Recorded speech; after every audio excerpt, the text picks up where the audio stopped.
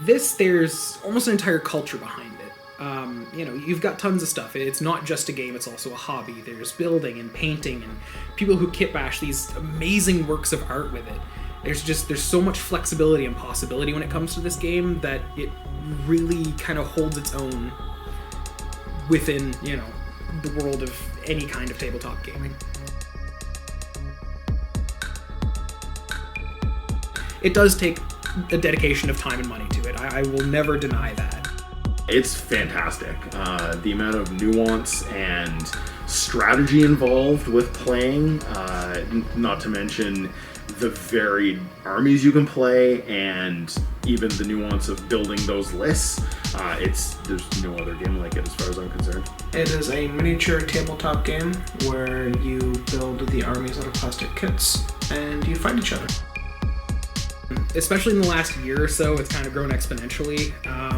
For the longest time, it was a gatekeeper's game. A lot of the old guard didn't like new players coming in, and a lot of people were pushed away from the game and the hobby because of that. In recent years, those guys have kind of started to retire from the hobby as the hobby has evolved and changed over the years and has allowed new people who have always been interested to actually finally get into it. So especially with the introduction of 9th edition, which simplified the rules a fair amount. They're still bloated and complicated in a lot of sections, but they've gotten better, so the game's more approachable than it's ever been, which has caused a major influx of people. That, and with the current state of things, people kind of needed a hobby to keep themselves busy.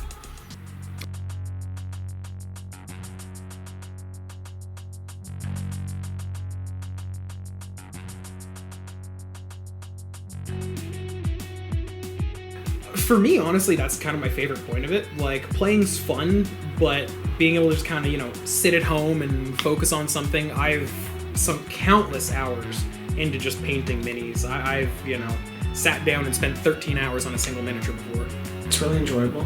When you buy a miniature, it comes in a box in parts, just like any modeling kit, and you cut it out of the sprues, you put it together with glue.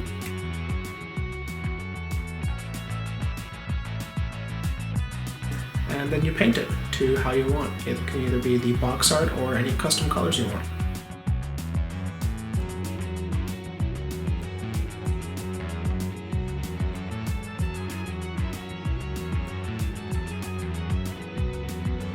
It's extremely relaxing. It's almost therapeutic, really. It's like reading a good book with a cup of tea, or just going for a long, quiet walk. It's what I choose to do for relaxation. It feels good. It's a sense of accomplishment. Like, you have this small piece of art that you get to look at, and at the end of the day you can go, wow, I did this. It really makes you feel accomplished. It really depends on how much you want to put into it. You can put together a model, slap a couple colors of paint on it and call it a day, or you can really get into the details. You can custom sculpt the kit. You can get really detail-oriented with a paint job with tons of different colors and shades and layers. It's how much you want to put into it, really. This is one of the kits I was talking about. This is a character from my vampire army called Radikar. These are the plastic sprue bits he came on.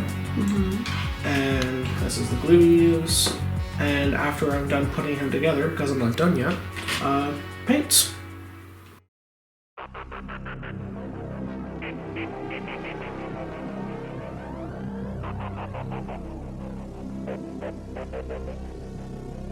Basically, each player takes their turn. There are a number of rounds through the game. So there are different phases in your turn, from moving or casting spells to shooting and fighting and all that kind of stuff. So how it would work is I would go through an entire turn for myself, and then your opponent would go, and you go back and forth.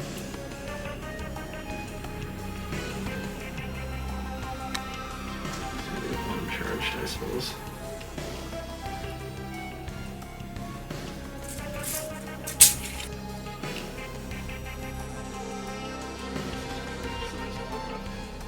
Typically, the objective isn't just to kind of destroy your opponent. There's a lot of objectives and stuff to each map, depending on what you're playing. But that's kind of how the game goes.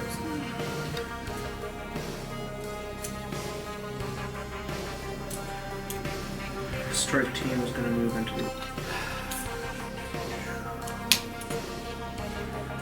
One the commander is going to shove over into the middle here.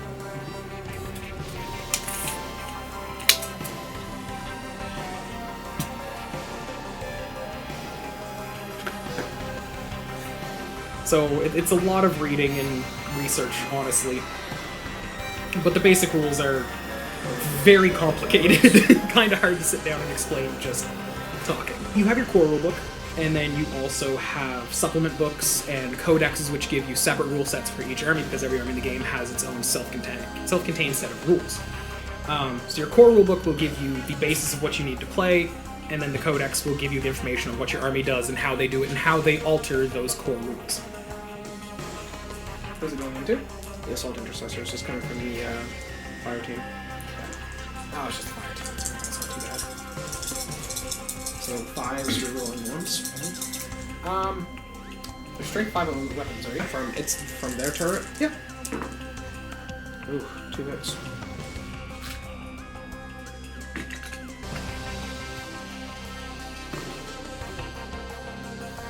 How do you feel when you play the game?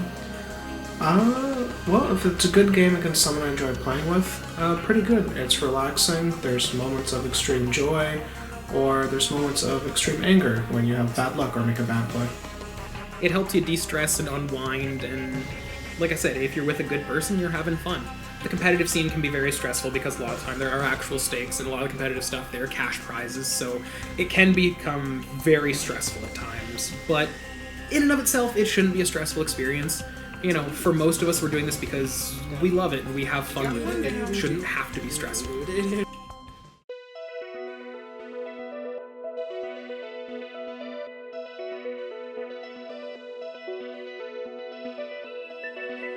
It's a rush of euphoria you usually get from something extremely happy, because an average game can take a couple hours, so it's really your investment paying off, like your time, and everyone enjoys winning. It feels good. Losing constantly never feels great, but as with anything else, you know, it doesn't always feel good to lose, but as long as you're playing the game and you're having fun while you're playing it, it really shouldn't matter. If it was a good game, if I lost because the other player was just better than me, it's great. If I lose because of bad luck, or because someone cheated, it feels pretty terrible. Because there is a lot of, like I said, cultural engagement to the game because of all the lore and the history of it and stuff like that. And a lot of us, you know, when we're engaged with painting or playing, we're also listening to people playing the game or even lore videos and stuff like that in the background. If you're just playing a regular friendly game, that's it, the game ends and you clean up. Or if you're playing a special narrative campaign, there's usually rules that follow from game to game depending on how the outcome was, that you usually have to mark down on paper and see what happens.